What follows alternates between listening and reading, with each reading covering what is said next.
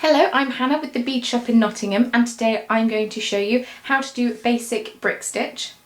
So for this I am using a size 10 beading needle. This is just one of the flex wire beading needles from Beadsmith, but any size 10 beading needle will work. I'm also using Nymo beading thread, and I've got two colours of delicas to make it easier for you to see. And these are size 8 delicas, which are the larger size, but size 11 will also work. I'm just using size 8 for the purpose of demonstration.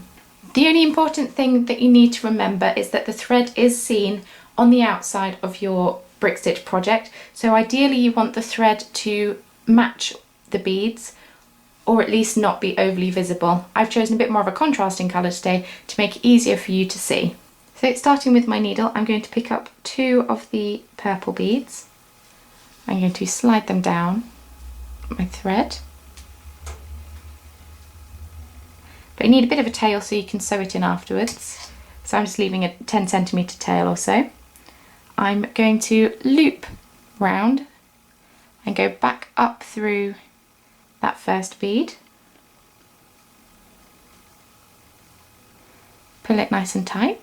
And so the two beads now sit next to each other. And then I'm going to go back down through the second bead.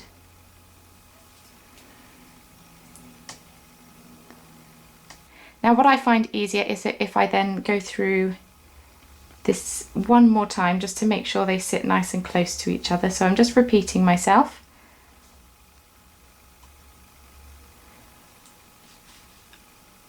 So we've got the two beads on. Now I'm going to pick up a third bead, just the one this time. And I'm coming out of the bottom of this bead here, so I'm going to loop round and go into the top, down through that bead.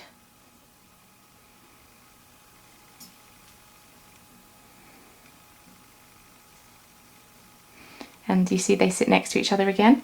So now I'm coming out of the bottom of this second bead, and I'm then going to go back up through the third bead. So it's like we're making circles with ladder stitch. I'm going to pick up another bead, and so I'm coming out of the top here, so I'm then going to loop it back round. So I'm going into the bottom of that bead, coming out the top.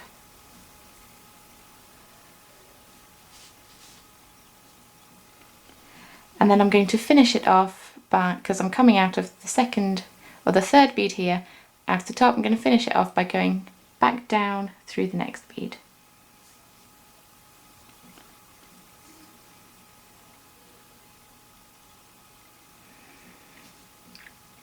And then you just keep repeating these steps until you have enough beads to match your pattern's bottom row. So I have completed my foundation row, which I have done 7 beads just across.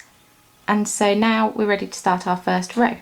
So I'm going to the teal colour now. I'm picking up 2 beads, and you'll see between each of the beads on our row, it has a little bridge of thread there. So we are going to go underneath that thread bridge and pull that through. And then we're going to go up through the whole of that second bead we threaded on. And you'll notice that these two beads now sit next to each other, and they're slightly off centre of the other one. So it sits in between the two beads as opposed to directly above them, which gives a really nice effect. So to then pick up your next bead, and only one this time, we're going to go through that thread bridge again.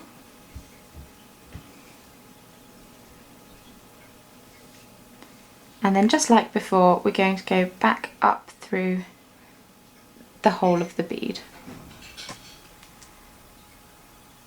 So then picking up another bead, going through that thread bridge,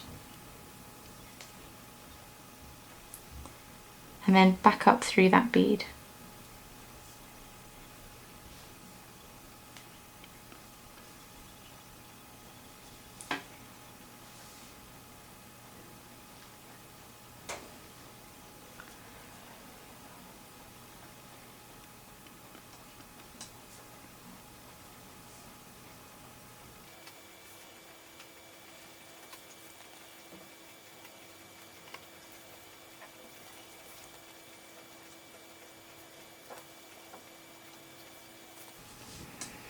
And there's your first row complete. So often with bead weaving projects, you'll have to increase and decrease and such as you go up. So that is what this next step is. I'm going to teach you how to decrease. So again, back to purple, I'm picking up 2 beads. And whereas before we went through that first thread bridge there, we're going to go through the next one. So we're skipping that first one and we're going underneath the second one. And then back up through that bead just like before. And you'll notice that the beads don't quite want to sit next to each other like they did the other time. So I'm then going to go back down through that first bead and then up through that second bead.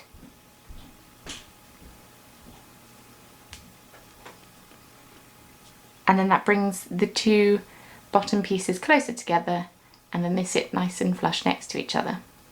So then I'm going to pick up another bead underneath the next thread bridge and then back up through the bead.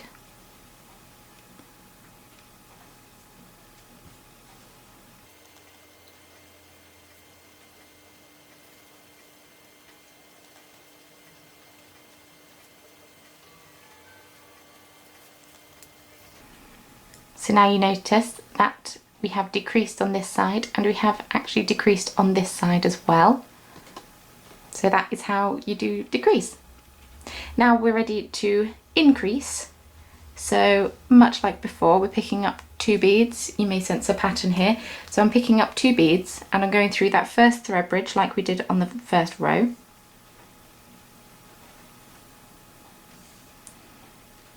And then we're going back through that second bead, much like before. And then we're going to continue the rest of the row as we did that first row. So pick up a bead, go through the next thread bridge, and then go up through the bead.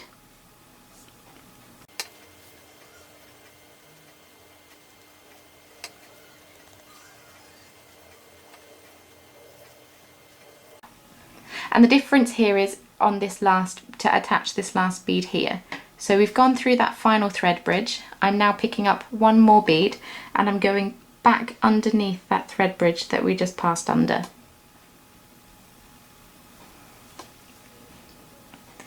And then back up through that bead. And there we've increased on this row. So on this row, purple row here, we only have 6 beads, and then we're back up to 7 on this teal row here. The final thing that you need to learn how to do with brick stitch is how to finish off your thread. So it's important when you start your project that you cut off a length of thread that you feel comfortable with. You don't want to start too much threaded into your needle because you end up getting in a terrible knot. Trust me, it's not fun. Pun not intended. So you will often have to finish off your thread and start a new bit on before you've finished your project. And then obviously once you finish your project, you also have to finish your thread off. So to finish off your thread, you sew back through the beads. It's important to follow the pattern of them so your thread isn't seen in the middle of your work. So you can just sew back through.